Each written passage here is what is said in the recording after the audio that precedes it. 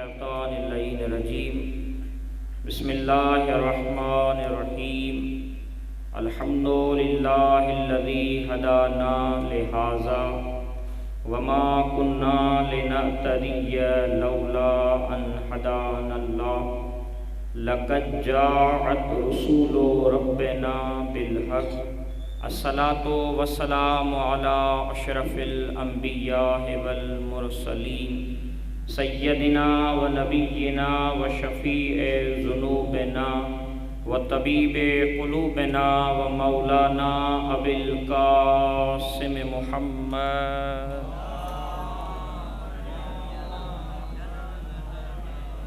وعلى آل بیتہ طیبین الطاہرین المعصومین المظلومین اما بعد فقد قال اللہ سبحانہ وتعالی فی محکم کتابہ المجید وفرقانہ الحمید وقولہ الحق بسم اللہ الرحمن الرحیم قل ان کنتم تحبون اللہ فاتبعونی یحببکم اللہ ویغفر لکم ذنوبکم واللہ غفور رحیم قل اطیعوا اللہ والرسول فإن تولوا فإن اللہ لا يحب الکافرین صلوات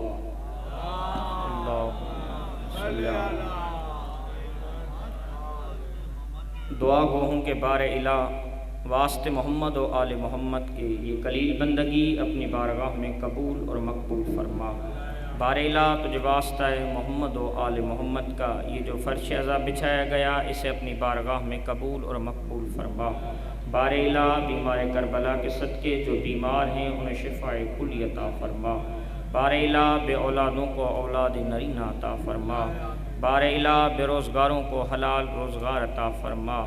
بار الہ واسطے محمد و آل محمد کے جن بانیان نے یہ فرش عزا بچھایا ان کے گھروں میں اپنی رحمتیں برکتیں نازل فرما۔ ان کے گھر میں اگر کوئی پریشانی ہے تو ان کی پریشانیوں کو دور فرما۔ بار الہ واسطے محمد و آل محمد کے ان کے جتنے مرحومین اس دنیا سے چلے گئے ان کی مغفرت فرما۔ بار الہ ان کے مرحومین کے درجات کو بلند فرما۔ بار الہ تجھے اس عظیم ذکر کا واسطہ جو عزادار یہاں پر تشریف لے کر آئے ان کا آنا اپنی بارگاہ میں قبول اور مقبول فرما۔ بار الہ اس ذکر کے صدقے مجھ حقیر کا پڑھنا مجھ سے پہلے والوں کا پڑھنا بعد میں عزاداروں کی عزاداری کرنا نواخوانوں کی نواخوانی کرنا اپنی بارگاہ میں قبول اور مقبول فرما۔ بار الہ اس ذکر کے صدقے پارا چنار کے مومنین کی مدد فرما۔ بار الہ ان کی حفاظت فرما۔ بار الہ تجھے واسطہ محمد و آل محمد کا جو عزاداری کے دشمن ہیں عزاداران کے دشمن ہیں ان سب کو نیست و نابود فرما۔ بار الہ اس عزاداری کے ساتھ ساتھ ہم کو مقصد کربلا پر چلنے اس پر عمل کرنے کی توفیق عطا فرما۔ ہم کو عزادار بنانے کے ساتھ ساتھ بہترین نماز بننے کی توفیق عطا فرما۔ بار الہ ہم سب کو کربلا کی زیارت نصیب فرما۔ بار الہ ہماری دعاؤں کو مستجاب فرما۔ دعاؤں کی قبولیت کے لیے ایک مرتبہ مل کے بآواز بلند صلوات۔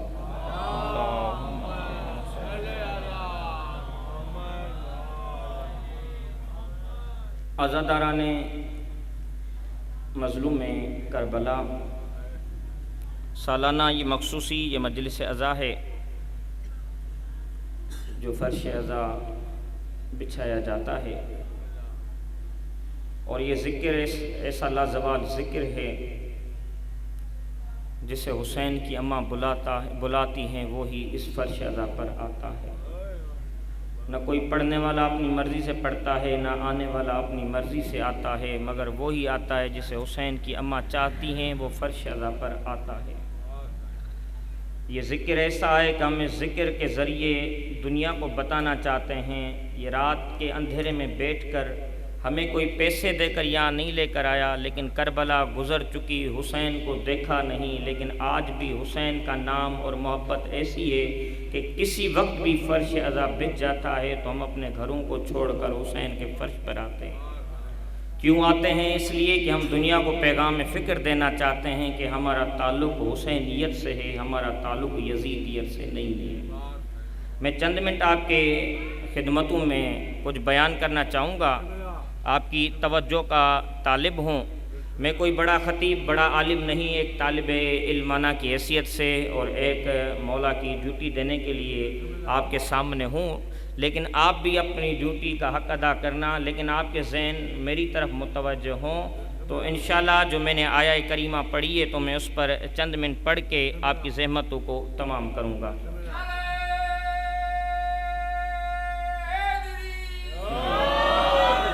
ارشاد ہو رہا ہے سورہ آل عمران کی آیت نمبر 31 اور 32 میں اللہ ارشاد فرما رہا ہے، قُلْ إِن كُنْتُمْ تُحِبُّونَ اللَّهَ، میرے حبیب ان سے کہہ دیجئے یہ جو دعویٰ کرتے ہیں کہ ہم اللہ سے محبت کرتے ہیں، یہ جو کل ہے امر کا صیغہ ہے، تاکید ہے، حکم ہے، یعنی اللہ کہہ رہا ہے کل میرے حبیب ان سے کہہ دیجئے۔ بارئلہ کیا کہیں؟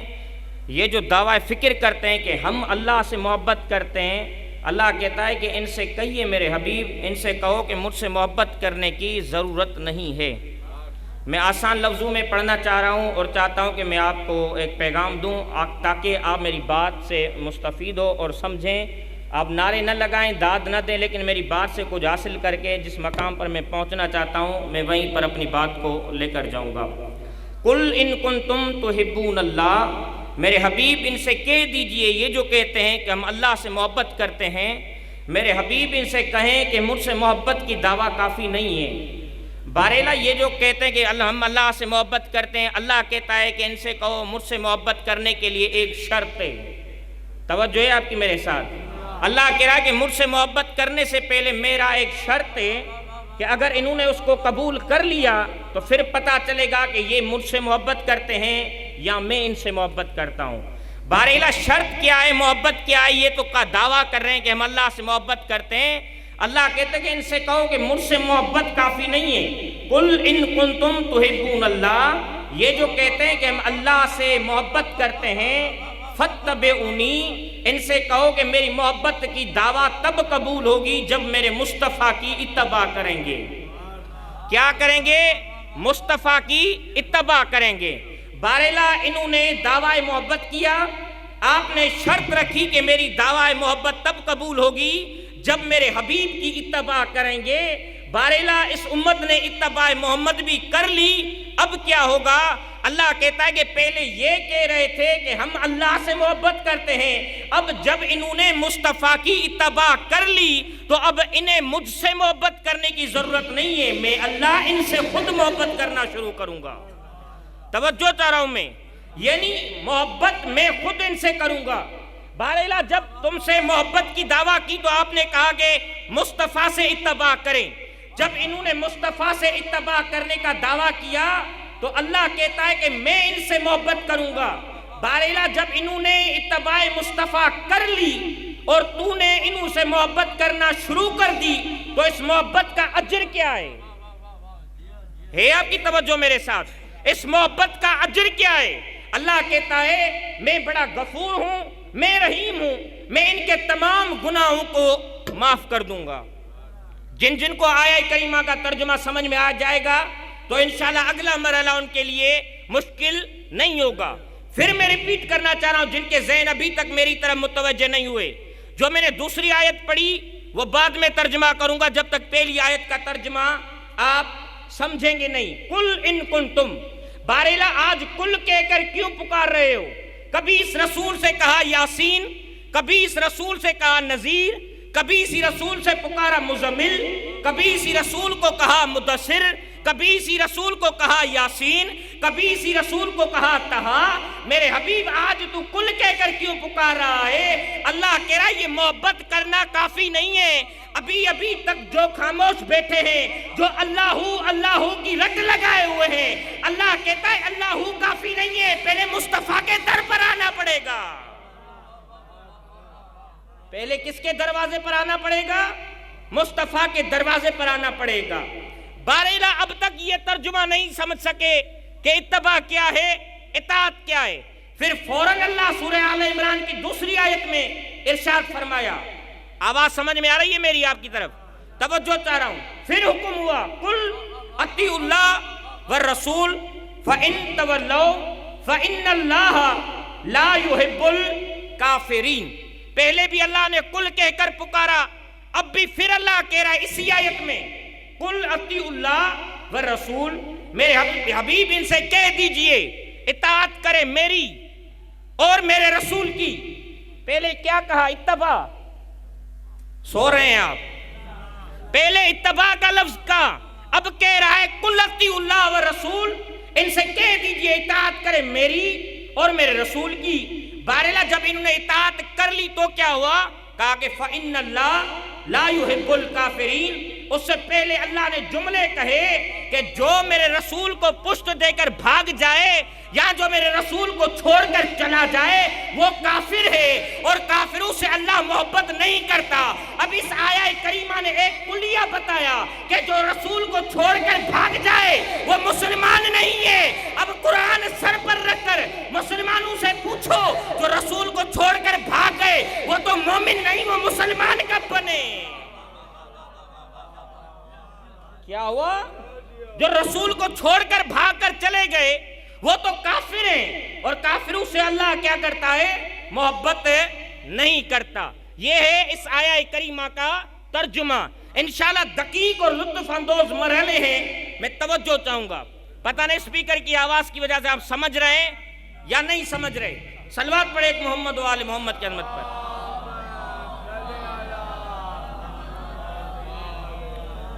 پہلے اتباع کو سمجھتے ہیں جو فتبعونی کہا اللہ نے۔ بہرحال اس مجمع میں اب پتہ کیسے چلے اتباع کسے کہتے ہیں، اطاعت کیسے کہتے ہیں۔ ہم پہلے اطاعت کے لفظ کو لے کر میں کچھ بیان کرنا چاہ رہا ہوں۔ بہرحال اتباع اور اطاعت کسے کہتے ہیں؟ اللہ نے کہا اتباع اسے کہتے ہیں جو رسول خود نفس کریں، اسے اتباع کہتے ہیں۔ اطاعت اسے کہتے ہیں جو رسول کہے، اس کا نام اطاعت ہے۔ اب آپ کہیں گے اطاعت کا مفہوم، چلتے ہیں قرآن کی طرف۔ اللہ کہتا ہے کہ زمین پر سب سے پہلا خلیفہ جو میں نے بنایا حضرت آدم علیہ السلام ہے۔ بہرحال حضرت آدم علیہ السلام کون؟ کہا کہ آدم سے پہلے تمام ملائک، تمام فرشتے، یہ ابلیس بھی عبادت گزار تھا۔ توجہ میری طرف رہے، یعنی آدم کے بننے سے پہلے اللہ نے ملائکہ سے کہا کہ میں تمہارے درمیان ایک خلیفہ بنانے والا ہوں۔ کس سے کہا؟ کس سے کہا؟ بولیں کس سے کہا؟ ملائکہ سے کہا، فرشتوں سے کہا کہ میں تمہارے درمیان ایک خلیفہ بنانے والا ہوں۔ تو اسی وقت فرشتوں نے اعتراض کیا، بہرحال تو اسے خلیفہ بنائے گا جو زمین پر جا کر فساد پیدا کرے گا۔ اللہ کی آواز آئی، انی اعلم ما لا تعلمون، جو کچھ میں جانتا ہوں تم نہیں جانتے۔ توجہ ہے آپ کی میرے ساتھ، جو میں جانتا ہوں تم نہیں جانتے۔ اللہ نے اس زمین پر پہلا خلیفہ بنایا۔ توجہ چاہ رہا ہوں، میں اطاعت سمجھانا چاہ رہا ہوں کہ اطاعت کسے کہتے ہیں۔ جن کو یہ آدم کی اطاعت سمجھ میں آ جائے گی، خدا کی قسم اگلا مرحلہ میرے لیے بہت لطف اندوز ہے۔ میں توجہ چاہ رہا ہوں، جتنے بھی ہیں قابل غور مجھے چاہیے، جو بھی ہیں توجہ چاہ رہا ہوں۔ آدم کو جب بھیجا اللہ نے فوراً آدم کے جسم میں روح کو داخل نہ کیا۔ اس منبر کی قسم ہے، 1 مہینہ نہیں، 2 مہینے نہیں، 40 سال تک اللہ نے آدم کے جسم میں روح کو داخل نہ کیا۔ کتنے سال تک؟ 40 سال تک آدم بغیر روح کے پڑے رہے۔ بہرحال جب آدم کو پیدا کرنا تھا تو پہلے روح ہی داخل کر لیتے۔ اللہ نے کہا کہ میں انسانوں کے درمیان نہیں، میں جنوں کے درمیان نہیں، بلکہ میں فرشتوں کے درمیان اپنے ہاتھی کا انتظار کروا کے دنیا کے دروازے بند کر کے دنیا کو بتانا چاہ رہا ہوں کہ میرے ہاتھی کا انتظار بدعت نہیں ہے، میرے ہاتھی کا انتظار جائز ہے، چاہے وہ پہلا ہاتھی آدم کی صورت میں ہو یا آخری ہاتھی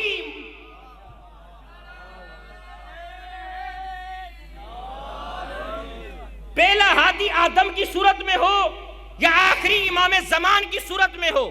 اللہ نے کہا کہ میں نے ہاتھی کو بنایا۔ توجہ ہے آپ کی میرے ساتھ، میں نے ہاتھی کو بنا کر بھیجا۔ کہا کہ اللہ نے آدم کو حجرے میں نہیں رکھا، گھر میں نہیں رکھا، مرکز میں رکھا۔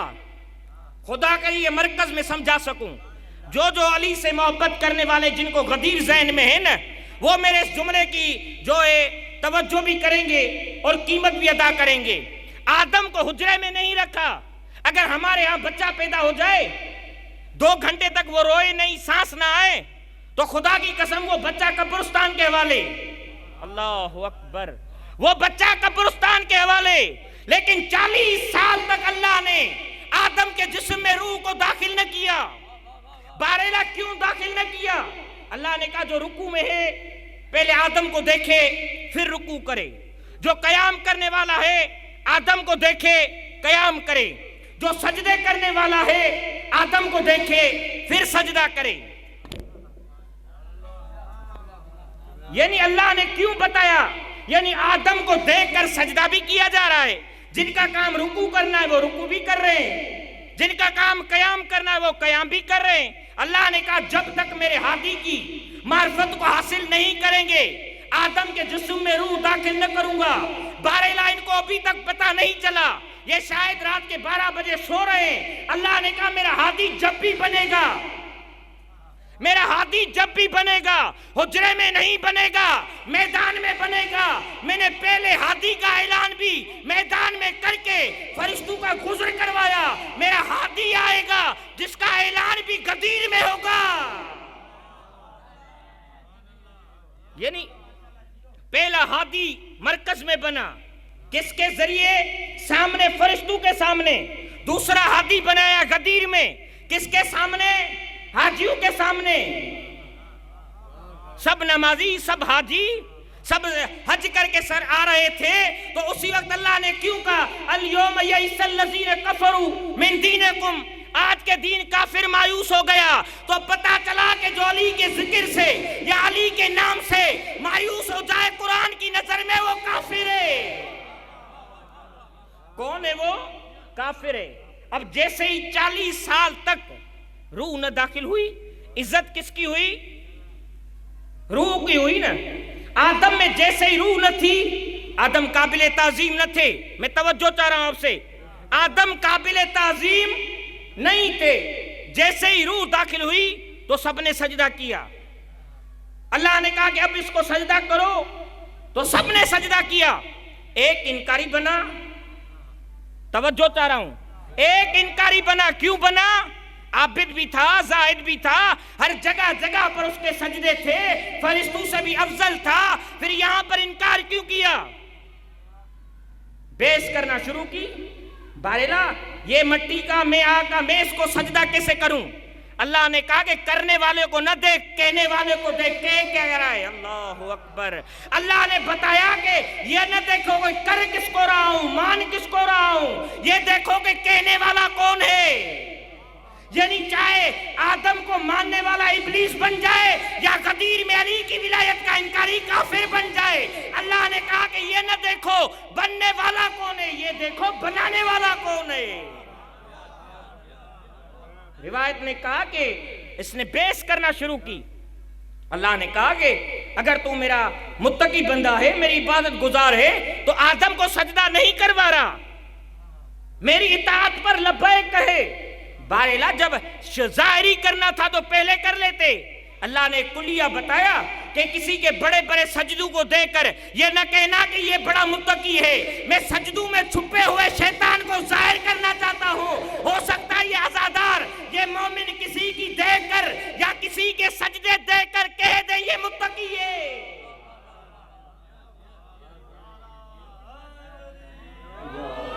یعنی بڑے بڑے سجدوں کو دیکھ کر اللہ کہتا ہے ان سجدوں میں سے چھپے ہوئے شیطان کو میں نے ظاہر کیا۔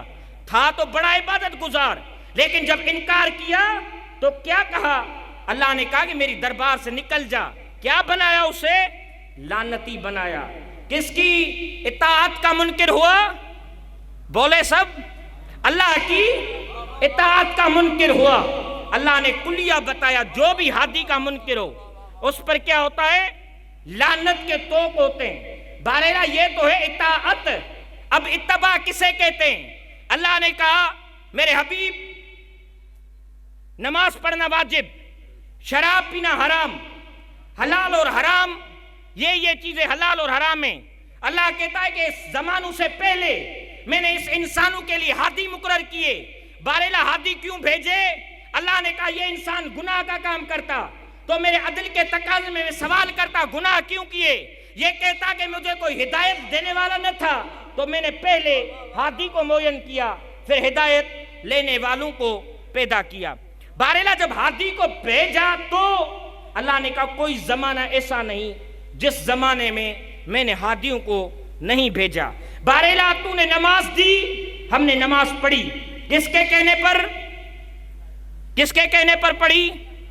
سب بولیں۔ اللہ کے رسول نے کہا کہ پڑھو تو ہم نے پڑھی، رسول نے کہا قرآن ہے پڑھو، ہم نے پڑھا۔ آپ نے سوال کیا، ہم نے رسول دیکھا ہی نہیں، ہم قرآن کیسے پڑھیں؟ رسول ہم نے دیکھا نہیں، ہم رسول کے کہنے پر نماز کیسے پڑھیں؟ توجہ چاہ رہا ہوں میں آپ سے۔ رسول نے کہا کہ اچھے کام کرو گے تو جنت میں جاؤ گے۔ جنت دیکھی آپ نے؟ نہیں دیکھی نا، بولیں جنت دیکھی آپ نے؟ کس کے کہنے پر مانا کہ جنت ہے؟ کہا کہ علی سے محبت کرو گے تو جنت ملے گی، علی سے بغض رکھو گے تو جہنم ملے گی۔ کس نے بتایا؟ توجہ چاہ رہا ہوں، کس نے بتایا؟ اللہ کے رسول نے بتایا جنت ہے جہنم ہے۔ ابھی تک یہ مجمع نہیں سمجھ سکا۔ 1,24,000 انبیاء آئے، آپ نے دیکھے؟ دیکھے آپ نے؟ نہیں دیکھیں؟ مانتے کیوں؟ کیوں مانتے ہیں آپ؟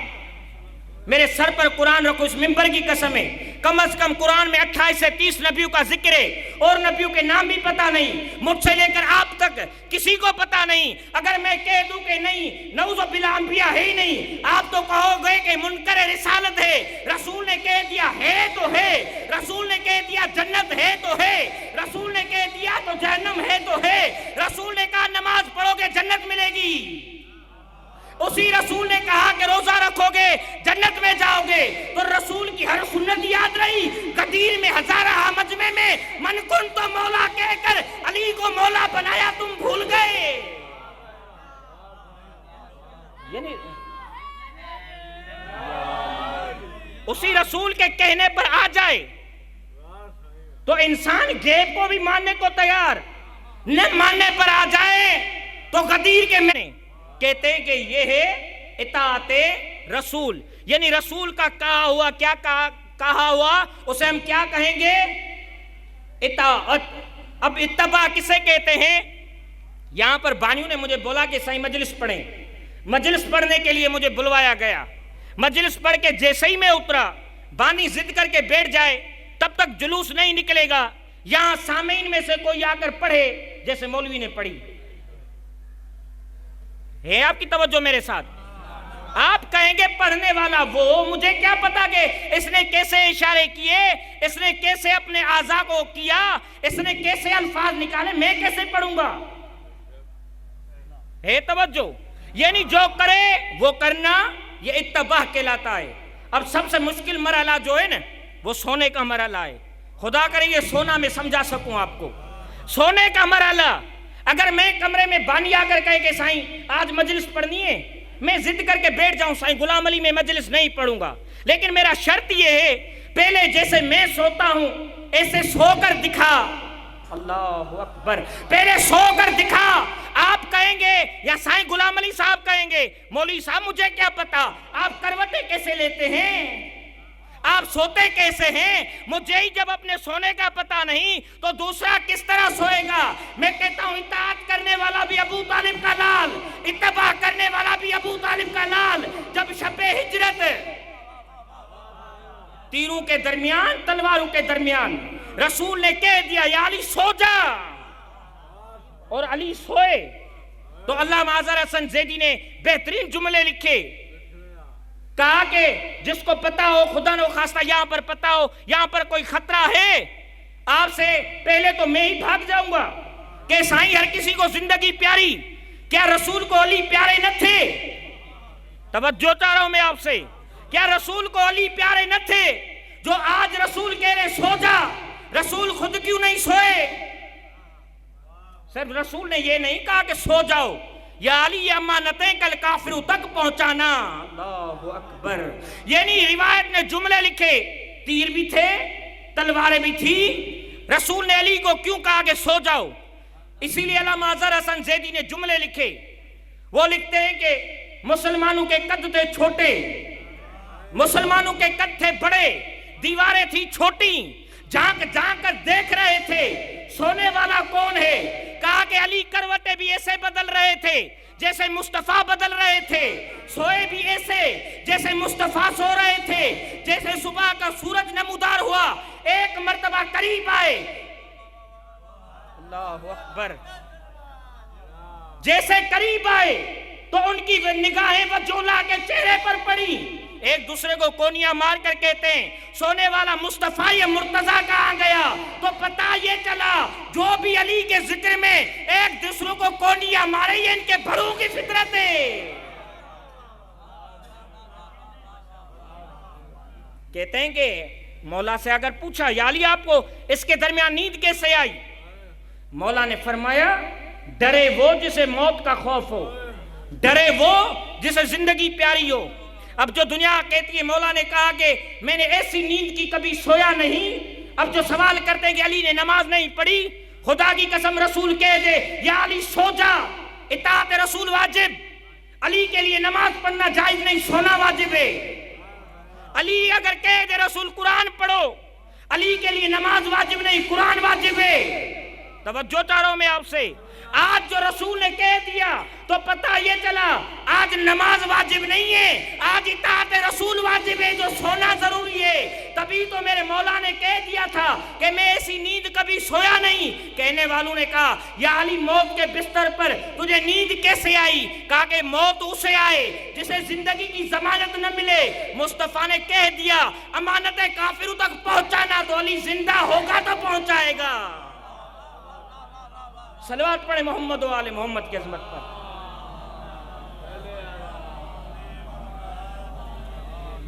है आपकी तवज्जो मेरे साथ। यानी रसूल ने कह दिया सो जाओ, और ये सोए, ऐसा सोए कि इसका सोना उसको पसंद आ गया। आपकी खामोश की वजह से मैं ये पढ़ रहा हूं। अगली मरहला याद रखना जो कुरान की दूसरी आयत मैंने पढ़ी, तवज्जो चाह रहा हूं। सोए, ऐसा सोए, उसने कहा कि जिब्राइल जाओ सोने वाले से पूछो इसके सोने की कीमत क्या है। कहते हैं कि सोने वाला भी मामूली न था। जब जिब्राइल आया, कहा कि लेने वाले से पूछो कि मेरे सोने की कीमत क्या है। तवज्जो चाह रहा हूं मैं आप सबसे। ये भी गया बारेला, सोने वाला भी मामूली नहीं। वो कहता है कि मेरे सोने की कीमत क्या। आवाज आई जो कह दे उसकी मर्जी। जैसे ही नाम आया तो उसने कहा, जब उसने मर्जी का लफ्ज कह दिया, उसे कहो कि अपनी रिजाएं मुझे दे। कहा कि अल्लाह की रिजाएं अली के पास। अली का लफ्ज गया अल्लाह के पास। अब तक जो खामोश बैठे, मौत किसको आती है? कुल्लु नफ्सिन जायकातुल मौत। मौत आती है नफ्स को। अली का नफ्स खरीद लिया अल्लाह ने। अल्लाह ने रजाएं दे दी अली को। दुनिया कहती है अली से मदद क्यों मांगते हो? अकल के अंधे तुम्हें पता न चला कि कुरान कहता है नफ्स को मौत आती है। नफ्स चला गया अल्लाह के पास। अब या अली मदद बिद्दत नहीं है, या अली मदद जायज है।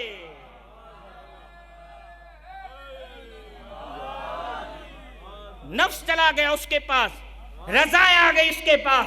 अब जो हमारी रट लगी हुई है ना, सजदे, नमाज, ये करूं, जन्नत में जाऊंगा। जन्नत में तब तक नहीं जा सकता जब तक अली के दर पर नहीं आएगा। तेरी नमाजें, तेरे रोजे, तेरा सब कुछ काम तब आएगा जब अली के दर पर आएगा। दुनिया में तो अली से बुग़्ज़ रखता था, जन्नत के दरवाजे में भी लिखा होगा अली वलीउल्लाह। तो वो अली जिसने इत्तबाए रसूल भी की, इत्ताअत रसूल भी की।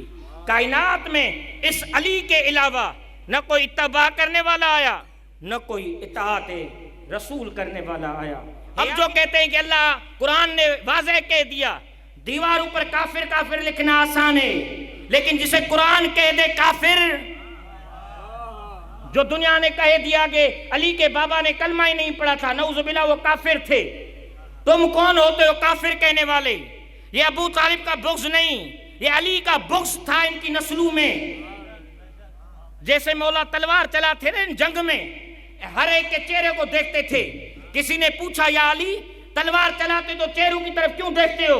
मेरे मौला ने कहा कि मैं तलवार चलाकर ان کے چہروں میں دیکھتا ہوں کہ ان کی پشت میں کوئی مومن عزادار تو پیدا نہ ہوگا کہ کوئی میرے تلوار سے قتل نہ ہو جائے۔ میں کہوں کہ جس علی کی تلوار کو بھی یہ معلوم ہو مومن کون ہے منافق کون ہے، تو کیا علی کے بابا کو پتہ نہیں ہوگا مجھ سے محبت کرنے والا کون ہے، مجھ سے بغض کرنے والا کون ہے؟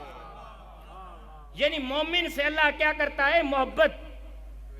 کافر سے اللہ محبت نہیں کرتا۔ اب جو کہتے ابو طالب کافر تھا، قرآن کہتا ہے کہ ابو طالب کافر نہیں، ابو طالب کل ایمان ہے۔ اعتراض، اگر کافر کے گھر کا کھانا کیا ہے؟ حلال ہے۔ پریشان ہو گئے، کہیں تو میں ختم کروں۔ کافر کے گھر کا کھانا، پانی پینا، اس کے ساتھ رہنا، اگر ابو طالب نعوذ باللہ کافر ہے تو اللہ نے اپنے حبیب کو اس گھر میں کیوں رکھا؟ میں اس بات کی توجہ چاہ رہا ہوں، جب ابو طالب کافر، کافر کا کھانا حرام، کافر کا پینا حرام، تو اسی گھر میں محمد جیسی شخصیت کو کیوں رکھا؟ توجہ چاہ رہا ہوں۔ کہا کہ کافر کا کھانا حرام، کافر کا پینا حرام۔ بہرحال اب تک ان کو سمجھ میں نہیں آیا۔ اللہ نے کہا چلو قرآن کی طرف چلتے ہیں۔ ایک میرا نبی گزرا ہے، توجہ چاہ رہا ہوں، یاد رکھنا، کافر کے گھر کا کھانا حرام، کافر کے گھر کا پینا حرام۔ کہتے ہیں ایک نبی ہے جس کا نام جناب موسیٰ ہے۔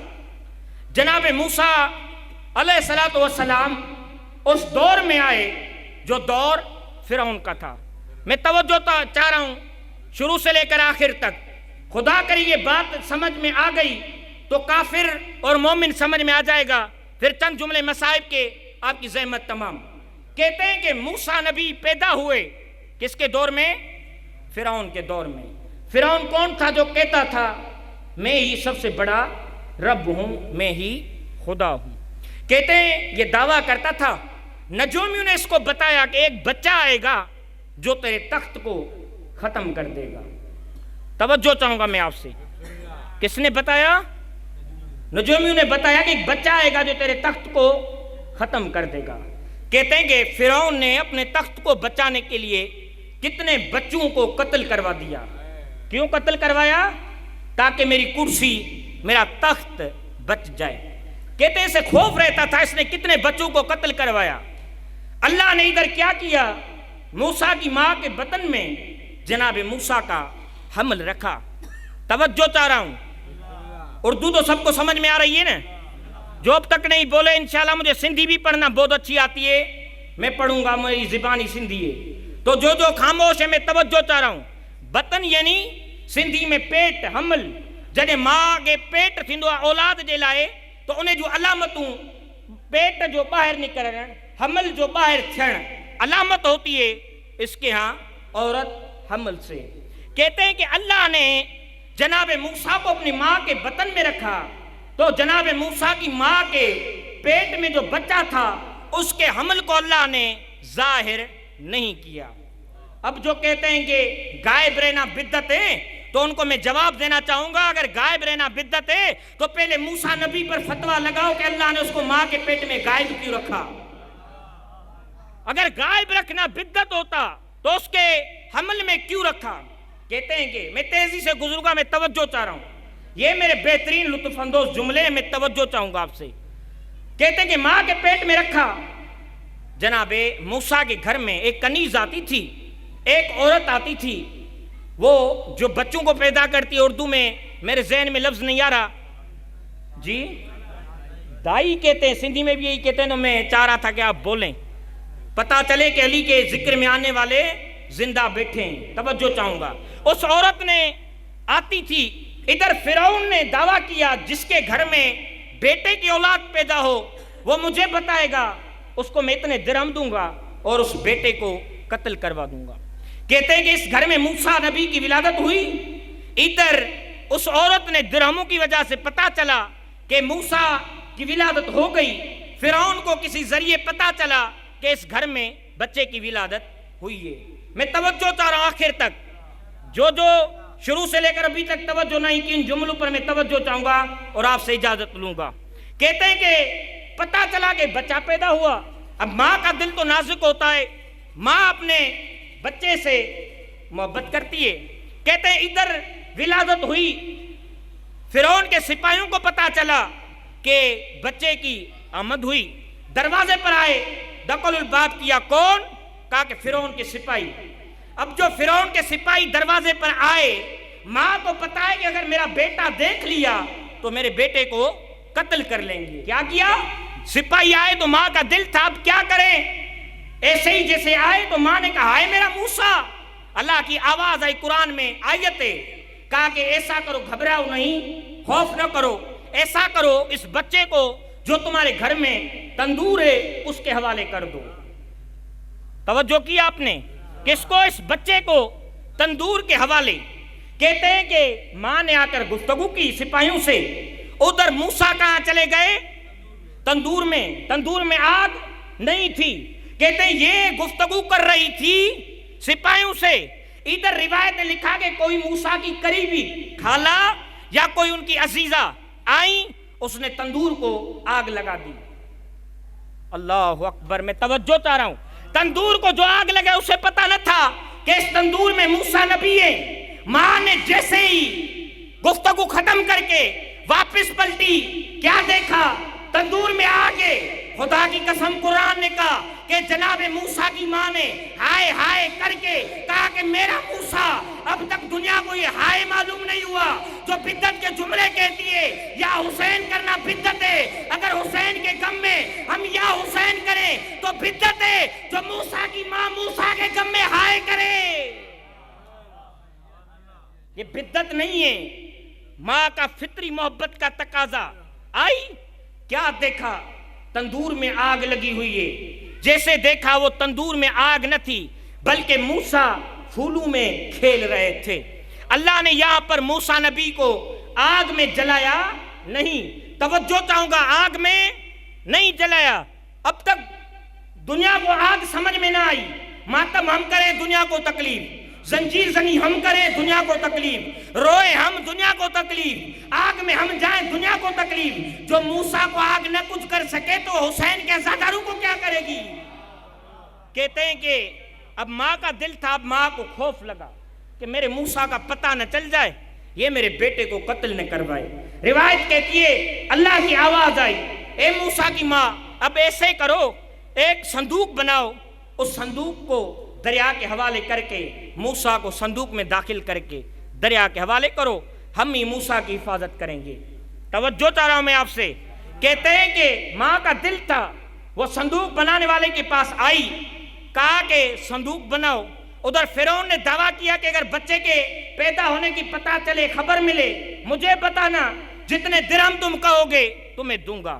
کہتے ہیں کہ صندوق بنانے والا جب اس کو پتہ چلا دربار فرعون میں گیا، باہر تھا تو اس کی زبان کام کر رہی تھی، فرعون کے سامنے آئے تو زبان حرکت کرنا ختم کر دی، ایک مرتبہ نہیں، باہر جائے زبان کام کرے، اندر آئے زبان بند، پھر باہر آئے زبان کام کرے، اندر آئے زبان بند۔ روایت نے جملہ لکھا کہ جو بھی آل نبی یا نبی کے مقابلے میں آئے، جو بھی نبی یا آل نبی کے مقابلے میں آئے، یا تو ان کے مقدر میں اللہ نے جوتے نصیب کیے ہیں یا اللہ نے ان کے مقدر میں لعنت کے توق نصیب کیے۔ کہتے ہیں کہ یہ آیا ایک بار، دو بار، تیسری بار فرعون نے دربار میں سے مار کر باہر کر دیا۔ پتہ چلا کہ جو ان مقابلے محمد و آل محمد میں آئے، اللہ ان کی زبان کی یہ جسارت کو ختم کر لیتا ہے۔ کہتے ہیں کہ صندوق بن گئی۔ توجہ چاہ رہا ہوں میں آپ سے۔ ابو طالب کل ایمان ہے، کافر کے گھر کا کھانا حرام، کافر کے گھر کا پینا حرام، جو جاگ رہے میں توجہ چاہ رہا ہوں۔ کہتے ہیں کہ صندوق بن گئی، صندوق میں جناب موسیٰ علیہ السلام کو ماں نے اندر رکھا، اس صندوق کو جناب موسیٰ کی ماں نے دریا کے حوالے کر دیا۔ دریا کے حوالے جو کیا نا، اب آپ جو سنتے آ رہے ہیں، اہل علم سامعین میرے سامنے تشریف فرمائیں، فرعون تو ربکم اعلیٰ کا دعویٰ کرتا تھا، اس نے دریا کے کنارے اپنا محل کیوں بنوایا؟ جو اتنا بادشاہ رب کا دعویٰ کرنے والا اپنا محل دریا کے کنارے کیوں بنایا؟ کہتے ہیں کہ اس کی بیٹی تھی، اس کی زبان میں لکنت تھی۔ نجومیوں نے اسے بتایا ایک بچہ آئے گا جس کے لعاب دان سے تمہاری بیٹی کو نجات ملے گی۔ توجہ نہیں کیا آپ نے، ہے تو کافر، اللہ نے کافر کی نجات کس کے پاس رکھی؟ اس بچے کے پاس۔ اب تک دنیا کو یہ سمجھ میں نہیں آیا جو اللہ موسیٰ کے لعاب دین سے فرعون کی بیٹی کو نجات دے تو اعتراض نہیں ہے اگر کعبے میں مصطفیٰ آ جائے، مرتضیٰ کو اپنے ہاتھوں پر اٹھا کر اپنے لعاب دین چوسائے۔ تو اپنا علم منتقل کیا مرتضیٰ میں، کہتے ہیں کہ دریا کے کنارے ختم کیا میں نے۔ دریا میں جیسے ہی صندوق چلا تو بہن اور بھائی کا مرحلہ تو نازک ہے نا، بہن اپنے بھائی کے ساتھ دریا کے کنارے کنارے چلتی گئی۔ اماں میں اپنے بھائی کو اکیلا کیسے چھوڑوں؟ بہن کا دل تھا۔ کہتے ہیں کہ دریا میں اندر بھائی، دریا کے باہر بہن، چلتے چلتے جناب آسیہ مومنہ تھی فرعون کے گھر والی، کہتے مومنہ نے جو دیکھا کہ صندوق میں سے بچہ آ رہا ہے، کہا کہ دوڑتی ہوئے آئی فرعون شاید ہم اپنے مقصد میں کامیاب ہو گئے۔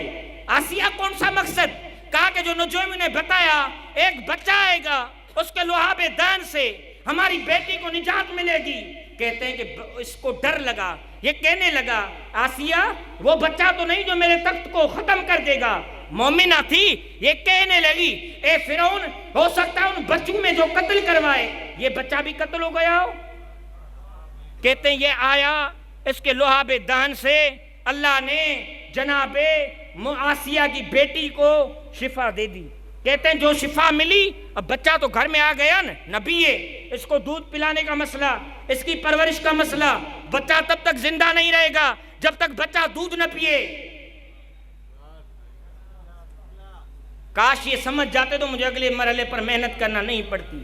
جو کافر ہے، جو ربکم اعلیٰ کا دعویٰ کر رہا ہے، اس کے گھر میں نبی آیا، اب نبی کو دودھ کون پلائے، نبی کی پرورش کون کرے؟ کہتے ہیں کہ اس نے 40 عورتیں منتخب کی موسیٰ کو دودھ پلانے کے لیے۔ کہتے ہیں اللہ کی آواز آئی اے موسیٰ مشرکین کا دودھ پینا تمہارے اوپر حرام ہے۔ کہتے ہیں کہ عورتیں موسیٰ کے قریب آئیں، موسیٰ منہ موڑ لے۔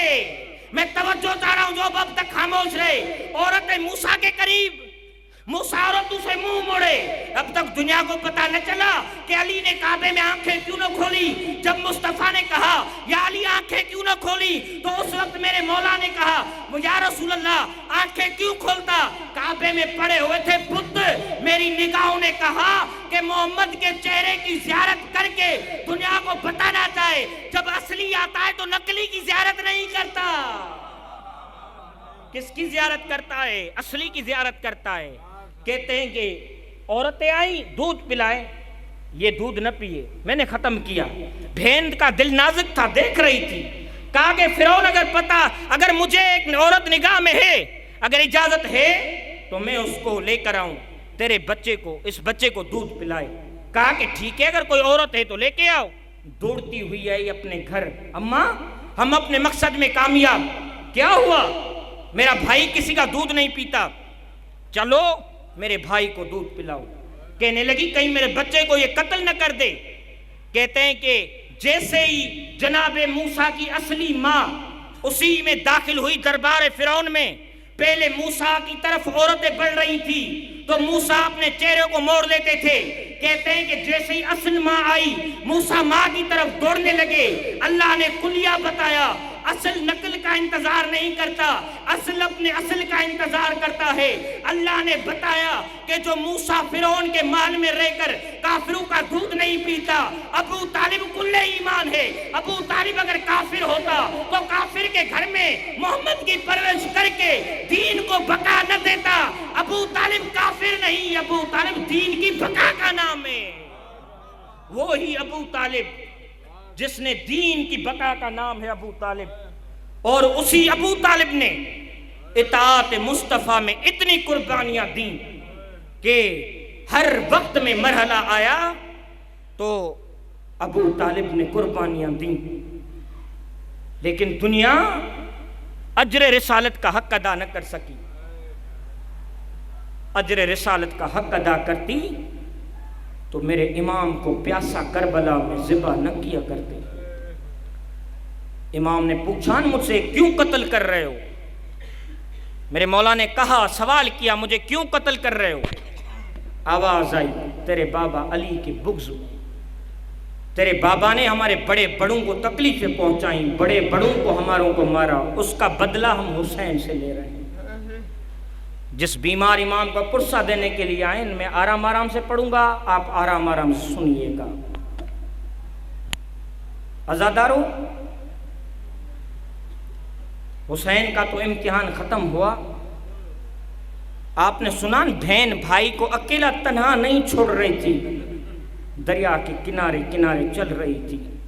ایک یہ بہن ہے، لیکن ایک وہ بہن ہے جو 72 قدموں پر اپنے بھائی کو پیاسا ذبح ہوتے ہوئے دیکھ رہے۔ وہ زینب جسے میرے مولا شہادت ہوئی، شام غریبہ آ گئی، وقت کا امام سید سجاد، پہلا سوال میرے امام سے امامت کا کیا۔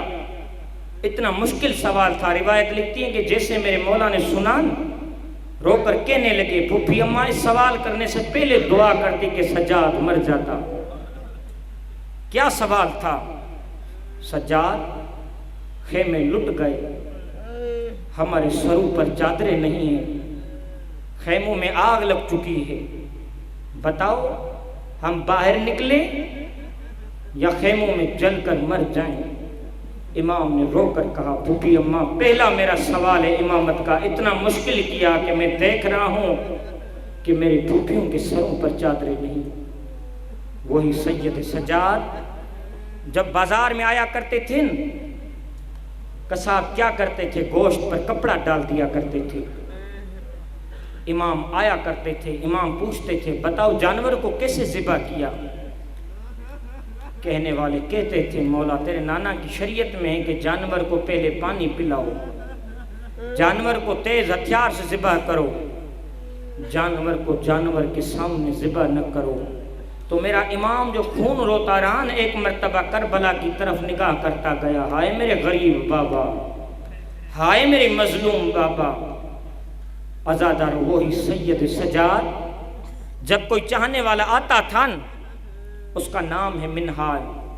منہال آیا امام سے ملاقات کرنے کے لیے۔ میں آرام آرام سے پڑھتا ہوں گا، میرا کوئی جملہ ضائع نہ ہو، آپ بھی توجہ سے سنیے گا، ہو سکتا ہے آنسو نکل جائیں۔ آج جو اس عزادار کا پرسہ ہے جو 35 سال خون کے آنسو رویا۔ جیسے ہی منہال نے پوچھا نا سید سجاد کا گھر کہاں، چاہنے والے نے کہا وہ سامنے جو بچہ نظر آ رہا ہے یہ امام کا فرزند ہے جس کا نام ہے محمد باقر۔ منہال قریب آیا، محمد باقر سے کہا، مولا اپنے بابا سے کہیے تیرے چاہنے والا منہال آیا ہے تم سے ملاقات کرنے، تجھے اپنے بابا کی تعزیت پیش کرنے۔ عزادارو میرا امام محمد باقر دوڑتے ہوئے آئے، بابا ایک چاہنے والا آیا ہے، پرسہ دینے کے لیے آیا۔ عزادارو جو مسائب سننے کے عادی ہیں، میں معذرت کھواؤں، توجہ چاہوں گا، بڑے مشکل مسائب ہے، توجہ چاہوں گا، جو سید ہیں مجھے معاف کریں۔ کہتے ہیں کہ جیسے امام محمد باقر گئے، امام نے جملے سنے، ایک مرتبہ رو کر کہتے ہیں، باقر منہال سے کہو ہاں بھلے مجھے تعزیت کے لیے پرسہ دے، لیکن منہال سے کہنا کہ مجھ سے شام کے سوال نہ کرے۔ عزادارو اجرکم اللہ، یہ جملے سننے تھے۔ ایک مرتبہ منہال سے کہو کہ مجھے شام کے سوال نہ کرے، میں آرام آرام سے پڑھتا رہا ہوں، تابوت لینے میں جلدی نہ کیجئے گا۔ عزادارو امام باہر آئے، امام محمد باقر نے کہا، منہال میرے بابا نے کہا اسے لے کر آؤ، لیکن منہال سے کہنا کہ مجھ سے شام کے سوال نہ کرے۔ عزادارو منہال اندر آیا، کیا دیکھا؟ امام خون کے آنسو رو رہا ہے۔ منہال نے پرسہ دیا، منہال رو کر کہتا ہے، مولا میں نے تو ابھی شام کا کوئی سوال نہیں کیا، مولا آپ رو کیوں رہے؟ کہا کہ منہال رونا کیا میں روؤں نہیں جس کے گھر سے 18 جنازے نکلے؟ کیا سجاد خون کے آنسو نہ روئے؟ عزادار امام کے یہ جملے سننے تھے۔ ایک مرتبہ منہال کھڑا ہو گیا، ہاتھ جوڑ کر کہتا ہے، مولا سب سے زیادہ مسائب کہاں آئے؟ امام نے رو کر کہا، الشام الشام الشام۔ عزادار منہال نے کہا، مولا شام میں کیا ہوا؟ کہا کہ سجاد مجھے شام کے سوال نہ کر۔ امام نے کہا منہال شام میں یہ ہوا، میری پھوپھی کی چادر زینب کی چادر نیزے سے اتاری گئی، میری سکینہ کو تماچے لگے گئے۔ عزادارو روایت نے جملہ لکھا، امام زین العابدین کا ایک فرزند ہے جس کا نام زید ہے، زید کی عمر 3 سال کی ہے۔ امام زین العابدین روتے ہیں، کبھی کہتے ہیں الشام الشام۔ ایک مرتبہ زید دوڑتا ہوا امام محمد باقر کے قریب آیا، امام باقر کے قریب آ کر کہتا ہے بھائی باقر اتنا تو بتا کربلا میں کیا ہوا تھا، شام میں کیا ہوا تھا کہ آج تک میرا بابا خون کے آنسو روتا ہے۔ امام محمد باقر نے کہا زید مجھ سے سوال نہ کر، عزادارو کہا کہ بتاؤ تو صحیح کربلا میں کیا ہوا۔ امام محمد باقر نے کہا زید کربلا میں یہ ہوا، ایک جوان بیٹا تھا، ضعیف بابا تھا، اس کے بیٹے کے سینے میں برچھی لگی، ضعیف باپ دیکھتا رہا، قاسم کی لاش پامال ہوئی، اکبر کے گلے میں برچھی لگی، اصغر کے گلے میں تیر لگا، قاسم کی لاش پامال ہوئی، عباس کے بازو قلم کر دیے گئے۔ عزادارو یہ جملے کہنے تھے، کہا کہ اور کیا ہوا، کہا کہ جب شام میں غریبہ آ گئی، ایک مرتبہ لوٹنے والے آئے، سکینہ کی بالیاں چھینی گئی، سکینہ کو تماچے لگائے گئے۔ عزادارو امام جب کہتے تھے الشام الشام کے جملے کہے نا، ایک مرتبہ چاہنے والے نے کہا مولا بتاؤ شام میں کون سی مصیبتیں آئیں، کہا کہ 7 مرحلے ایسے آئے جس نے سجاد کو خون کے آنسو رونے پر مجبور کر دیا۔ میں 7 مرحلے پڑھ کر مصائب ختم کروں گا، لیکن میں توجہ چاہوں گا۔ کہا کہ مولا وہ 7 مرحلے کون سے تھے؟ امام نے کہا بڑے 7 مرحلے آئے شام کی بازار میں جس نے سجاد کو زندہ ہی مار دیا۔ کہا کہ مولا وہ 7 مرحلے کون سے تھے؟ کہا کہ پہلا مرحلہ جب ہمیں شام کی بازار میں لے کر جا رہے تھے، ہمارے سر نو کے نیزہ پر تھے، ہمارے پھوپھیوں کے سروں پر چادریں نہ تھی۔ ایک مرتبہ ہمارے قیدیوں کو بازار میں نہیں لے کر جا رہے تھے، ایک مرتبہ بازار سے باہر ہمیں روکا گیا، میں نے کہا ہمیں بازار میں کیوں نہیں لے کر جاتے؟ کہا کہ مولا بازار کو سجایا جا رہا ہے، مولا تماشائی آنے والے ہیں۔ ایک مرتبہ امام نے کہا جب یہ جملہ سننا تھا سجاد کی دل پر بڑا زخم لگا، مولا سے کہا مولا دوسرا مرحلہ۔ مولا نے کہا جب ہمیں شام کے اندر لے کر آئے نا، ایک مرتبہ لے کر آئے تو شام کے بازار میں کبھی کوئی پتھر مارتا تھا، کبھی کوئی تکلیف پہنچاتا تھا، کوئی انگارے مارتا تھا، میرے ہاتھ بندھے ہوئے تھے، جب کوئی جلے ہوئے انگارے مارتا تھا میں کہتا تھا ہائے میرا سر۔ عزادارو امام نے جملے بیان کیے، کہا کہ مولا تیسری مصیبت کیا تھی؟ مولا نے کہا شام میں بڑی تیسری مصیبت یہ آئی جب ہم شام میں اندر داخل ہوئے، جب ہم دروازے شام میں پہنچے، دربار یزید کے دروازے پر پہنچے، ہمیں دروازے پر کھڑا کر دیا گیا۔ میں نے کہا کہ کیا ہو گیا؟ کہا کہ بادشاہ آ رہے ہیں، ان کو کرسیوں پر بٹھایا گیا، میری پھوپھیوں کے سروں پر چادریں نہ تھی۔ عزادارو امام نے کہا جب ہم دروازے پر کھڑے ہوئے ایک مرتبہ ایک تشت کو لے کر آئے جس تشت میں میرے بابا کا سر تھا۔ امام سے پوچھا گیا مولا شام میں چوتھی مصیبت کون سی تھی؟ امام نے کہا شام میں جو چوتھی مصیبت آئی نا وہ بڑی مصیبت تھی۔ جب شام میں ہم چلتے تھے کوئی ہمیں کہتا تھا مارو باغیوں کو مارو، کوئی کہتا تھا مارو تماشائیوں کا ہجوم دیکھو۔ امام سے سوال کیا مولا اس سے بڑی مصیبت کیا تھی؟ کہا کہ ہمیں ایسے قید خانے میں ہمیں قیدی بنا کر رکھا گیا جس کے قید خانے کی چھت نہ تھی، اگر بارش برتی تھی اس کی تپش کی وجہ سے، سورج کی تپش کی وجہ سے ہماری مستورات کے چہرے کا رنگ بدل گیا۔